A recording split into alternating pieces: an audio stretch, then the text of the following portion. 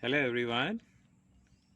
So today I want to show you guys how to propagate this Sansevieria whale fin. As you can see here, there's one black dot here. The reason it got this black dot is because I overwatered this plant. It's actually rotting here, as you can see here. See, it's because I overwatered this plant accidentally. So I just want to tell you guys, no matter how professional you are, sometimes you can actually accidentally overwater your plant. Alright, so anyway, if you overwater this plant, don't worry, you can still use this one leaf here to propagate and also multiply more plants using this one leaf. Alright, that's what I'm going to show you in this video. Okay, first of all, to propagate this whale fin, you need to take out the plant. If you have a plant like this, right, you can just take out.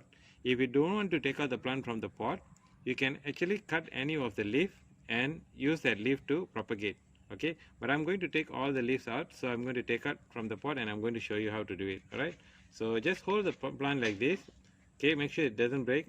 Hold it in a very comfortable way. Just press a little bit like this at the bottom and take it out. As you can see here, it came out very easily. The reason is because this is actually a well-draining soil. And even though well-draining soil, I actually accidentally overwatered the other day, so that's why it caused like this. So for Sansevieria whale fin, it doesn't need a lot of water. Okay, you just water when the soil is completely dry. Okay, so this plant can actually tolerate a long period of droughts without water. Now, very easy. See this leaf here? Just plug it off like this fully. See? Okay, put it aside, pull it out. If it is difficult to pull, you can actually use a knife to cut it. Alright, so don't worry about that. I'm just going to pull it off like this. See, it came out, right? Okay, for this one, I'm going to cut it off. The reason why I want to do that, because I want to maintain this one, right, together with the original rooted part here. Okay, so I'm just going to cut this off like this.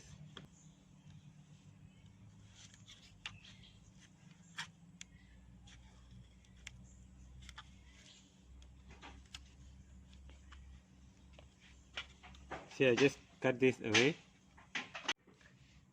So I'm just going to repot this. Now the reason why I want to repot back this with this rotten leaf, right? Now as you can see here, this rhizome or bulb, as some will call, right, it will eventually produce a few shoots which will grow into a large leaf like this. Now after it produces leaves, right, as you can, after you produce some small leaves, you can actually cut this rotten part and you can use this to propagate as well. That's the reason why I want to use back this. Use back the same pot and same soil, put it back in, cover with the soil.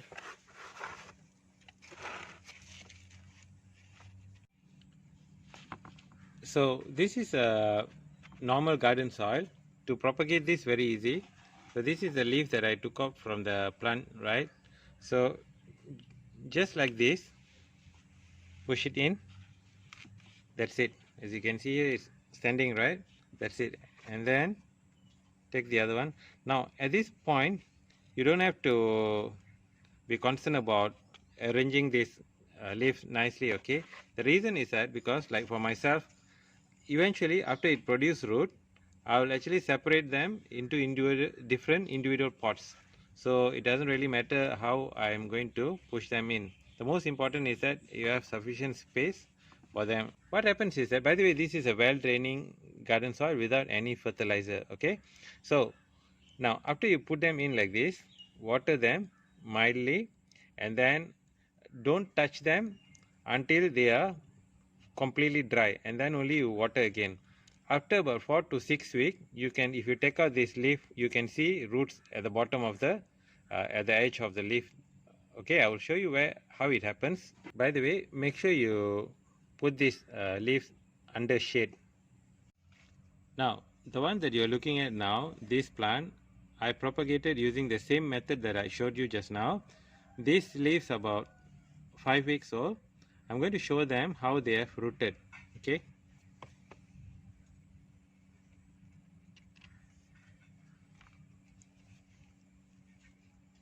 See the roots?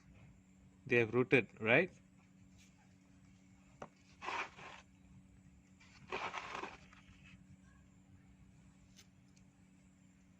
Now this one also has rooted. Hope you can see that. There.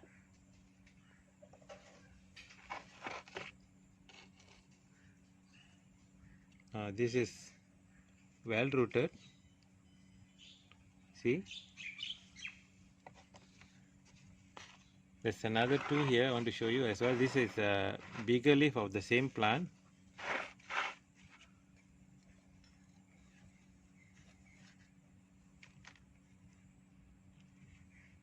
Yeah, you can see some of the roots here.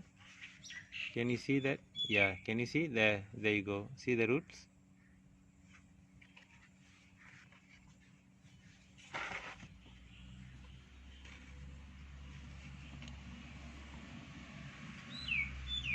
So this one also has a root, but it's not big. You still can see one root here. So what I'm going to do now for these leaves, right? I'm going to repot them into different pots individually. Eventually, they will look like this. Once you repot them individually with the roots, it will look like this. See how beautiful? It looks like a single whale fin, right? This is why it's called whale fin. If you see a whale, there's a fin on top, one fin like this. Yeah, very beautiful. Okay, this will be well rooted. Now what will happen is that after some time, this well rooted single leaf will produce a lot of new, not a lot, a few new leaves or shoots, babies. Okay, because this plant is actually a slow grower. So that's how you propagate Sansevieria whale fin, everyone. Very easy, isn't it? If you have a whale fin like this, why don't you give it a try? Do try propagating this way and let me know how it turns out for you. Don't worry about getting this leaf becoming rotten or not being able to get the root out. It's very easy, trust me. The example that I showed you really works. And what you need to do is that just make sure you don't overwater this leaf. Make sure you only water again once the soil is completely dry. That's the most important that you need to take care for this plant. As long as you can maintain this watering, you will be able to see a very good root coming out and a very good plant thriving. That's all for now, everyone. Thank you so much for watching. Have a nice day. Stay safe and goodbye.